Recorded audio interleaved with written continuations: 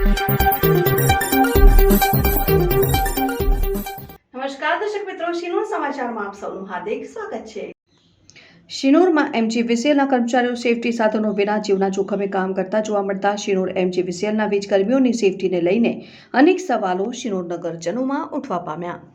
રાજ્યના વીજ કર્મીઓ ઠંડી, તાપ, વરસાદ કે વાવાઝોડું હોય કોઈપણ કપરા સમયે વીજ પુરવઠો જળવાઈ રહે તેવું સેવા દાયિત્વ સંપૂર્ણ નિષ્ઠા સાથે નિભાવે છે અને દિવસ રાત ખડે પગે રહે છે, જેને લઈને આપણા ઘર રોશનીથી ઝળહળે ત્યારે તેમની સેફટી પણ અતિ મહત્વની બને છે, કારણ કે તેમનો પણ પરિવાર હોય છે। તેવામાં શિનોર તાલુકા મથકે શિનોર MGVCLના વીજ કર્મીઓ સેફટી સાધનો વિના જીવના જોખમે વીજ લાઇનની કામગીરી કરવા જોવા મળ્યા હતા।